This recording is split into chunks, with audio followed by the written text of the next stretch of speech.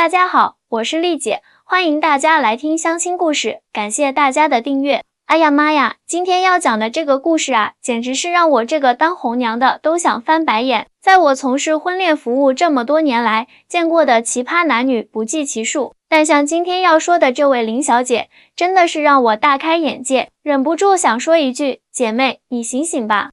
事情是这样的，上个月有个38岁的林小姐来我们婚介所报名。你们别看我平时笑眯眯的，其实我看人可准了。这位林小姐一进门，浓妆艳抹，穿着打扮倒是很时尚，满身名牌 LV 包包，名牌墨镜，走路一扭一扭的，那个架势啧，像是要走 T 台似的。丽姐您好，我朋友介绍我来的，说您这里的服务很专业，能给我介绍高质量的男士。林小姐刚坐下就开门见山，我当时就笑了笑，林小姐你好，确实，我们婚介所的宗旨就是让有缘人相遇，不知道林小姐对理想对象有什么要求呢？哎呦喂，这一问不要紧，她立马打开了话匣子，那个清单报出来，我差点没晕过去。丽姐，我的要求其实不高。林小姐理了理头发，首先身高必须1.8米以上，年龄最好比我小，但最多大5岁也可以接受。学历必须是全日制重点大学毕业，最好是海归，有稳定工作，年收入税后50万起步。最重要的是，必须在广州有房有车，房子至少要150平米以上的大平层，最好是独栋别墅，因为我个人很注重生活品质。我听完差点笑出声，但还是保持着职业素养。林小姐，您的要求确实很明确，不过根据我多年的经验，您这个年龄段找比自己小的男士，而且还要求这么高，可能会比较困难。什么叫困难？林小姐立刻打断我今年虽然38，但我保养得很好啊，很多人都说我看起来像28。再说了，我自己条件也不差，我是事业单位工作，虽然工资不高，但稳定啊，我有车有房，房子虽然是郊区的小户型，但也是我自己的啊。我觉得我的要求一点都不过分。我心里默默想，姐妹啊，你到底是来相亲还是来购物啊？列清单列得这么详细，跟双11抢购似的。但我还是耐心的解释，林小姐，婚姻不是购物，不是看谁条件好就能成的。我们要找的是合适的，两个人三观相合，性格互补，才能长久走下去呀。丽姐，我都38了，没时间慢慢来了，我要找就找最好的。你看看现在那些小姑娘，20多岁就能找到条件好的，我凭什么不行？林小姐情绪有点激动，我深吸一口气，林小姐，不是说您不行，而是每个人的情况不同，年轻女孩和您的情况不一样，市场需求也不一样。您这个年龄段的男士，很多都已经结婚生子了，剩下的单身男士，他们大多会找比自己年轻的，这不是歧视，而是社会现实。林小姐听了不乐意了，那不行，我就要找符合我要求的，我交了这么多钱给你们，就是要找到好的，不然我要退钱。我只好安抚她，好，我们尽力帮您匹配，不过还是要提前做好心理准备。我们会按照您的要求筛选，但可能需要适当调整一些条件，您看行吗？林小姐勉强点了点头，但还是坚持可以适当调整，但是大房子这个条件不能变。我告诉你，丽姐，我就是要住大别墅。我闺蜜前年嫁的那个老公就给她买了别墅，我每次去她家做客都特别羡慕，宽敞明亮，前面后面都是花园，夏天晚上出去乘凉不要太爽。你可一定要给我找个有钱的，能买得起别墅的。听到这里，我真的有点无语了，但既然收了钱，我还是要尽力而为。于是我在系统里筛选了一圈，还真给他找到了一位条件不错的男士，李先生，43岁，企业高管，离异无子女，确实在市郊有一套别墅。我把李先生的资料给林小姐看，她一看到别墅2个字，眼睛立马亮了起来，这个可以，什么时候安排见面？就这样，我给他们安排了第1次见面。说实话，我对这次相亲没抱太大希望，但没想到情况比我预想的还要糟糕。见面那天，我特意选了一家环境优雅的茶餐厅，李先生提前20分钟就到了，西装革履，举止得体，一看就是事业有成的样子。而林小姐呢，迟到了半个小时。林小姐一落座，连声道歉都没有，直接开门见山，李先生，听丽姐说你在碧桂园那边有别墅，多大面积啊？带花园泳池吗？我当场就尴尬了，忙打圆场。林小姐，咱们先聊聊彼此的兴趣爱好，慢慢了解。没想到李先生倒是很平静，他笑了笑说，没关系，丽姐，既然林小姐关心这个，我可以回答，是的，我在碧桂园有一套别墅，300多平米，带花园，不过没有泳池。林小姐一听，眼睛都在发光，哇，300多平，太棒了！平时就你一个人住吗？装修是请的设计师吧？我特别喜欢简欧风格。李先生继续保持微笑，装修确实是请的设计师，不过风格是新中式。林小姐，听丽姐说你是事业单位工作，具体是做什么的呢？林小姐明显对这个话题不感兴趣，敷衍道，哦，就是普通文员，没什么好说的。对了，你平时周末喜欢做什么啊？我比较喜欢户外运动，登山、徒步之类的。李先生回答，啊，那多累啊，我喜欢逛街、下午茶、看电影。林小姐说着，又话锋一转，对了，你车子是什么牌子的？我看你气质不错，应该开的是豪车吧？我在旁边听得直皱眉，这哪里是在相亲啊，简直就是在查户口、验资产。但李先生依然很绅士，我平时开奔驰，不过那只是代步工具而已。林小姐，你平时有什么兴趣爱好吗？喜欢读书吗？林小姐撇撇嘴，读书啊，工作这么忙，哪有时间读书啊？我喜欢刷刷小红书，看看抖音，了解时尚潮流。聊了大约半小时，基本上都是林小姐在询问李先生的物质条件，而对李先生试图了解他的提问，他都敷衍了事。期间，他还不停地暗示想去参观李先生的别墅，说什么好想看看新中式风格的别墅是什么样子的，改天有机会可以去你家做客吗之类的话。我看得出来，李先生的耐心正在被消耗殆尽。终于，在林小姐第3次提到想去他家参观时，李先生放下了茶杯，表情严肃了起来。林小姐，我觉得我们似乎有些理念不合。林小姐一脸惊讶，啊，怎么会呢？我觉得我们挺合得来的啊。李先生深吸一口气，然后缓缓说道，林小姐，恕我直言，从我们见面到现在，您一直在询问我的房子、车子、收入，但对我这个人却没有任何兴趣。我想知道您是在找伴侣，还是在找房产？哎呀妈呀，这话一出，我感觉空气都凝固了。林小姐的脸瞬间涨得通红。你这是什么意思？我问这些怎么了？了解对方条件不是很正常吗？李先生摇摇头，了解条件当然正常，但婚姻不是做生意，不是看谁的资产更丰厚就跟谁在一起。如果连最基本的情感、共同话题都没有，即使住在最豪华的别墅里，也会过得很痛苦。你凭什么这么说我？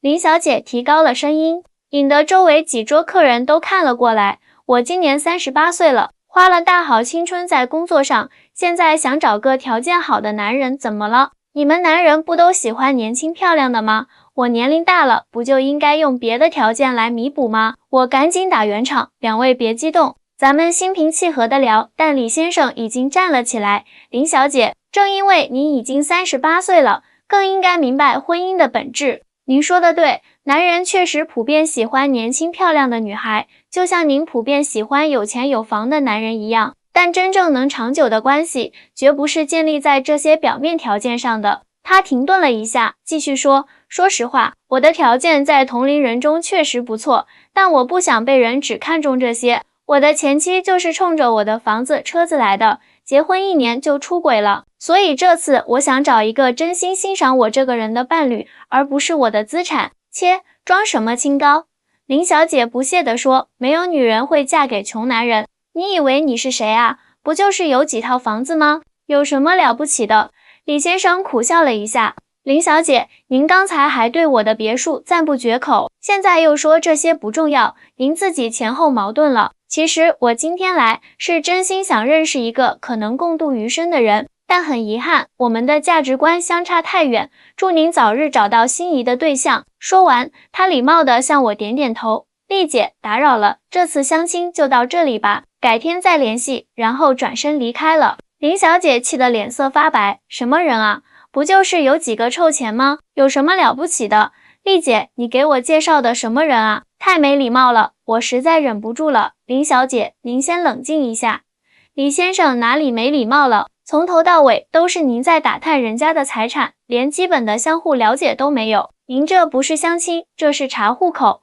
我怎么了我？林小姐瞪大眼睛，我花钱来你们这儿，不就是为了找个条件好的吗？你们不是说要满足客户需求的吗？我深吸一口气，压住心中的火气。林小姐，我们是婚介所，不是售楼处。我们的目标是帮助人们找到适合的伴侣，而不是帮您找一座别墅。婚姻是两个人的事，需要互相欣赏、互相包容、互相支持。如果您只看重对方的物质条件，那么对方凭什么要选择您呢？林小姐被我这一番话噎住了，半天没说出话来。我趁机继续说，林小姐，我不是针对您，但作为一个从业多年的红娘，我有责任提醒您，您现在的择偶标准存在问题。您今年38岁，而您的要求是找一个比您年轻又有钱又有大别墅的男士。您觉得这样的男士为什么要选择您，而不是那些20多岁的年轻女孩呢？林小姐的眼圈红了，那我怎么办？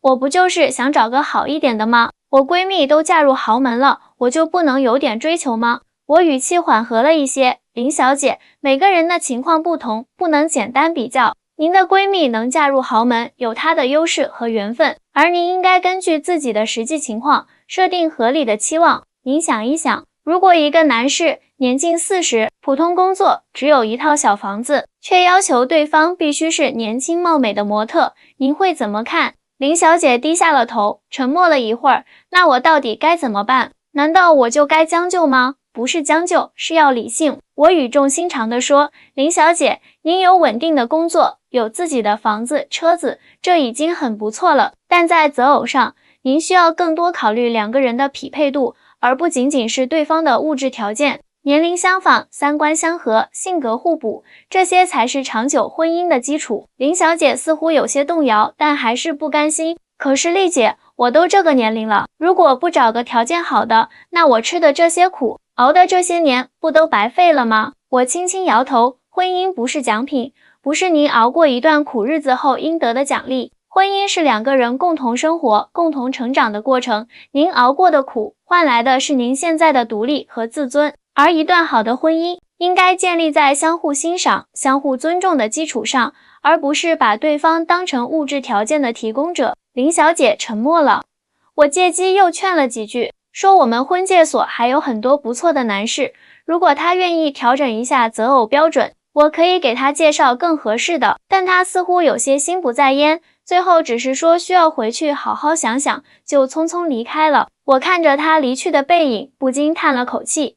这样的案例在我的职业生涯中见过太多了。很多所谓的大龄剩女之所以一直单身，真的不是因为年龄大，而是因为他们的期望与现实严重脱节。几天后，我接到了李先生的电话，他很客气地表示，希望我不要再给他介绍类似的相亲对象。丽姐，我不是挑剔，李先生在电话那头说，但我真的不想再遇到那种一上来就问我房子、车子的女士了。我想找的是能和我共度余生的伴侣，而不是房产评估师。我连连道歉，表示一定会更加注意甄选合适的人选。挂了电话，我不禁又想起了林小姐，她到现在还没有联系我，不知道是否已经想通了一些事情。正想着，婚介所的门铃响了，我抬头一看，竟然是林小姐。不过和几天前相比，她的妆容淡了很多，穿着也低调了不少，整个人看起来沉稳了许多。丽姐，打扰了。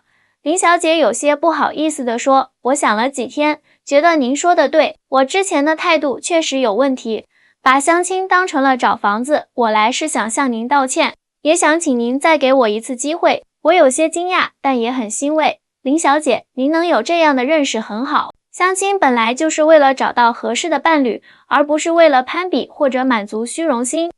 我明白了。林小姐点点头，那个丽姐，我想重新调整一下我的择偶条件。您说，我拿出笔记本准备记录。林小姐深吸一口气，首先，年龄范围可以放宽，比我大10岁以内，比我小5岁以内都可以接受。其次，不一定非要名校毕业，有稳定工作，为人踏实就行。房子也不一定要大别墅，经济条件稳定，能共同生活即可。最重要的是，希望他能尊重我，我们能有共同话题，三观相合。我惊喜地看着她，林小姐，您的调整非常合理，这样一来，我们能给您匹配的优质男士就多了很多。林小姐不好意思地笑了笑，其实这几天我回去后，仔细想了想，发现自己确实太功利了。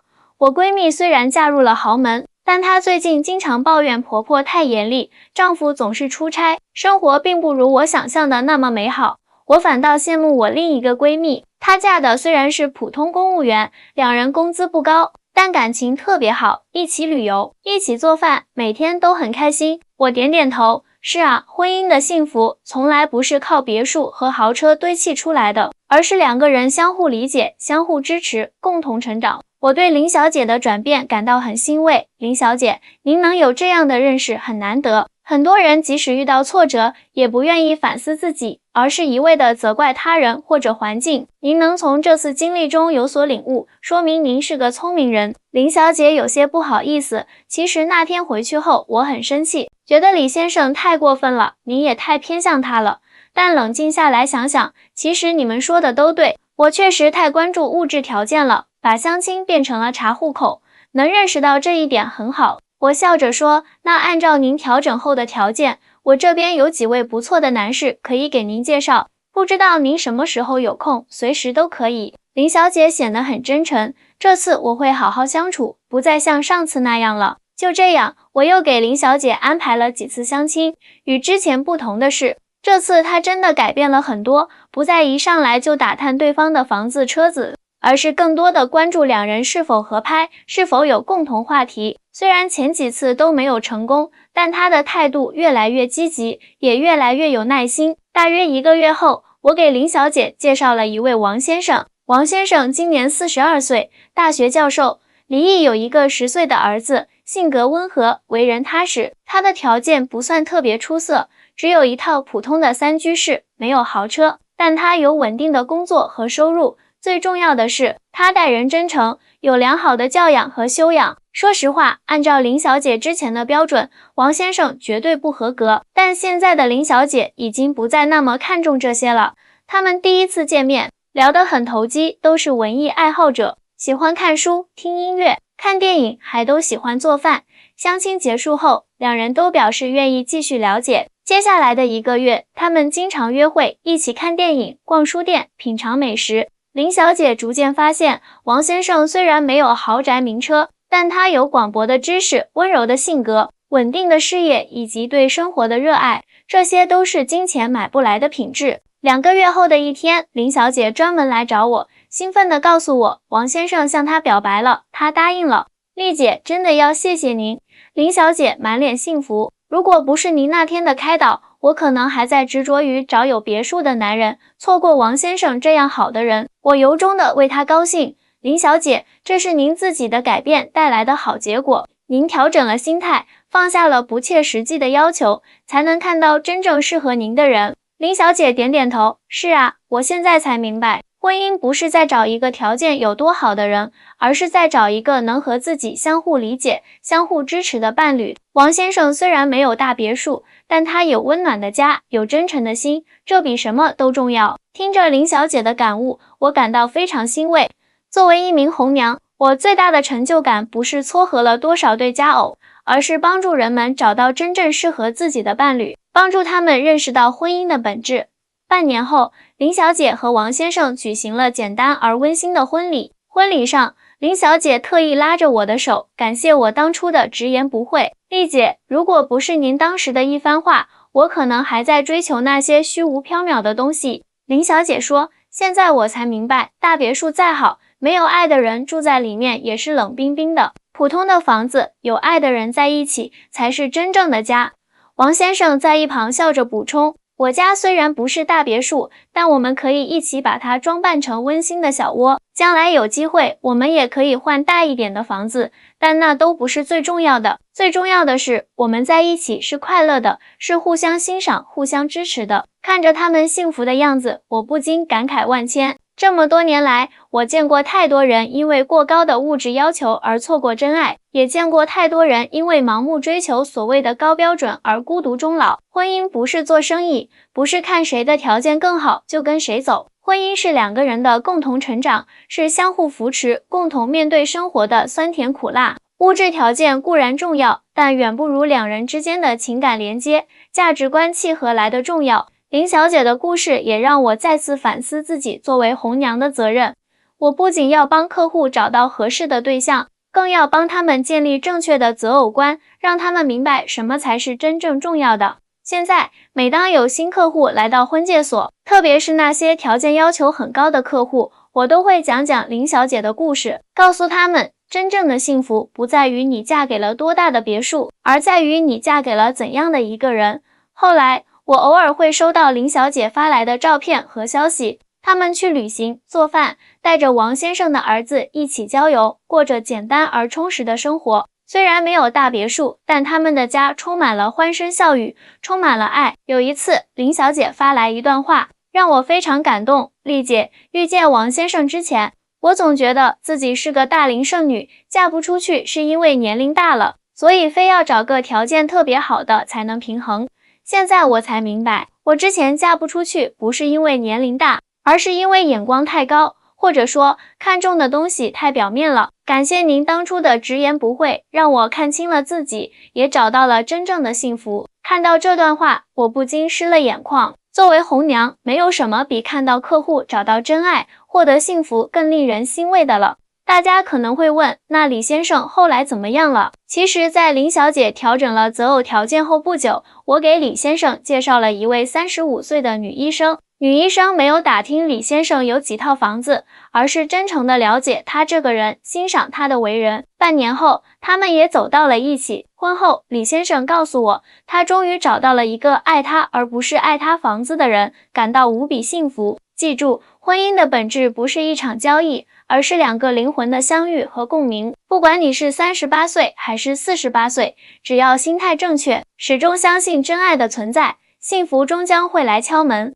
最后，借用林小姐的一句话与大家共勉，大别墅再好，没有爱的人住在里面也是冷冰冰的。普通的房子，有爱的人在一起，才是真正的家。